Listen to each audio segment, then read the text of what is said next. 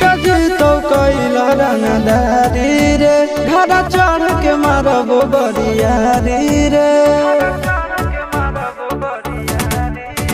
छुटा जी तो कैला रंगदारी रे घर चढ़ के मारबो बरियारी रे तोरा बाप के न तोरा दादा के चिन्हबो बेटा सब गोली मारबो एगो गिनबो तोरा बाप के न तोरा दादा के चिन्हबो बेटा सब गोली मारबो एगो गिनबो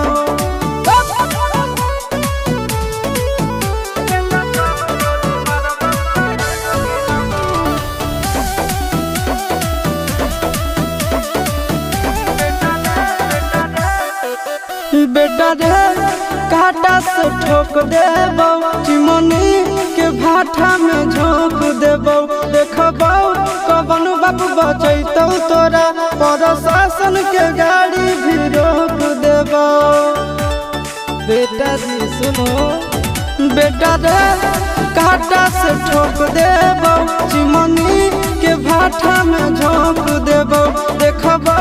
कवन बाप बचैतौ तोरा प्रशासन के गाड़ी भी रोक देबो तोरा जैसन के हम खड़े खड़े गिनबो बेटा सब गोली मारबो एगो गिनबो तोरा बाप के न तोरा दादा के चिन्हबो बेटा सब गोली मारबो एगो गिनबो